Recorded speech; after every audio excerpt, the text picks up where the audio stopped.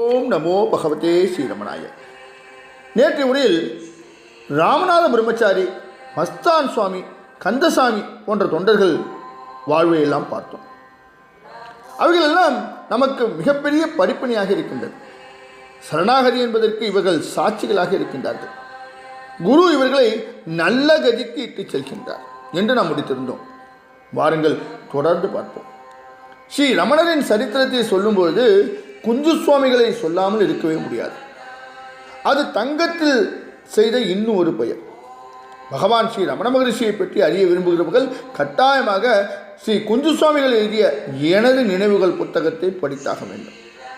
திருவண்ணாமலை ஸ்ரீ ராமநாசிரம வெளியீட்டான இந்த புத்தகம் எளிய விதத்தில் பகவானை நமக்கு அறிமுகப்படுத்துகின்றது. குரு வேண்டும் என்கின்ற வேட்கையை நமக்கு தெளிவாக தெரிவிக்கின்றது. 1897 ஜனவரியில் கேரளத்து பாலக்காட்டுக்கு அருகில் உள்ள செரக்கோடு என்கின்ற சிறிய கிராமத்தில் பிறந்தார் ஸ்ரீ குஞ்சு சுவாமிகள். மற்ற குழந்தைகளைப் போல ஓடி ஆடியோ பிடிவாதம் பிடித்து அழுதோ செய்யாமல் ஓரிடத்தில் அமைதியாக அமர்ந்திருப்பார். இந்த குணத்தை கண்ட அவருடைய பெற்றோர் குழந்தையின் தாய்மாமனிடம் ஜாதகத்தை காட்டினார்கள். இந்த குழந்தை தெய்வீக சம்பத்து நிறைந்தது, அபூர்வமான குணம் கொண்டது, எனவே ஆகார விஷயங்களில் மிக ஆச்சாரத்தோடு இருத்தல் நலம் என்றார் தாய்மாமன். நல்ல பெற்றோர் அமைந்த காரணத்தால் ஸ்ரீ குஞ்சு சுவாமிகள் சரியானபடி வளர்க்கப்பட்டார். தகப்பனார் ஒரு குளத்தில் நீராட காலையில் போகும்போது மறுகரையில் வைதீக பிராமணர்கள் நீரில் நின்றும் படித்துறையில் அமர்ந்தும் மந்திரஜபம் செய்வதை கண்டார். அவருக்கும் அவ்விதம் செய்ய வேண்டும் என்ற ஆவல் உண்டாயிற்று. ஆனால் யாரிடம் கேட்பது என்று தெரியவில்லை.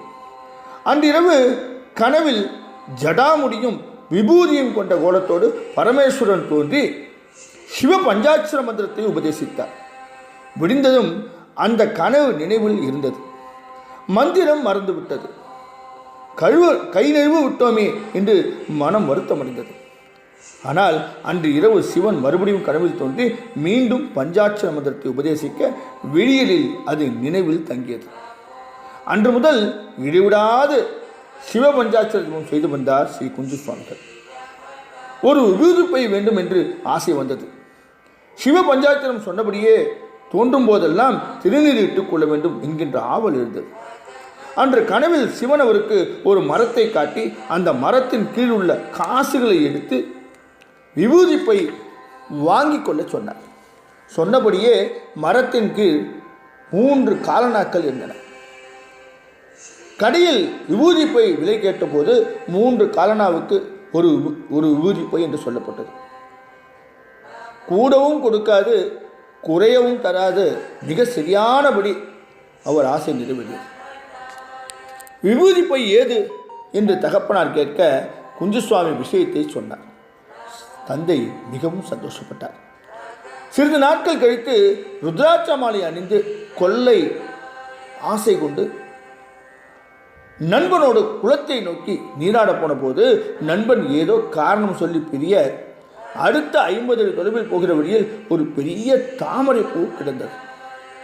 எடுத்து பார்க்க அந்த பெரிய தாமரை பூவுக்கு நடுவே தங்கத்தில் கொத்த ருத்ராட்சம் இருந்தது. இது என்ன அதிசயம் என வீடு வியந்து போனது. இன்னும் குஞ்சு சுவாமியை கொண்டாடியது. இந்த பிள்ளை ஒரு வரம் என்று கவனமாக பேணி காத்தது. திருவிளையாடல் புராணம் தமிழ் காவியத்தை படித்து மலையாளத்தில் விளக்கி தொடர் சொற்பொழிவு நிகழ்ச்சி ஒன்று ஊருக்கு அருகே நடந்தது. அதை கேட்க தந்தையும் மகனும் போவார்கள். கேட்டதை மனதில் பதித்து கொண்டு உறவினர்களுக்கு விவரித்து சொல்வார் குஞ்சு சுவாமிகள். அவர் கதை போல் சொல்வதை கேட்டு ஊரே சந்தோஷப்படும். என்ன ஞானம், என்ன ஞானம் என்று வியக்கும். கௌபீனம் மட்டுமே தனித்த சாதுக்கள் ஊருக்கு வர அவர்களை வந்து தரிசிக்கும்படி தந்தை வற்புறுத்தி அழைப்பார். சாட்சாத் பரமசிவனே வந்து மந்திரோபதேசம் சொல்லும்போது யாரை போய் தரிசிப்பது என குஞ்சு சுவாமி மறுத்து விட்டார். தொடர்ந்து இவரை பற்றிய நிகழ்வுகளை நாளைய உரையில் நாம் பார்க்க இருக்கின்றோம். ஓம் நமோ பகவதே ஸ்ரீரமணாய.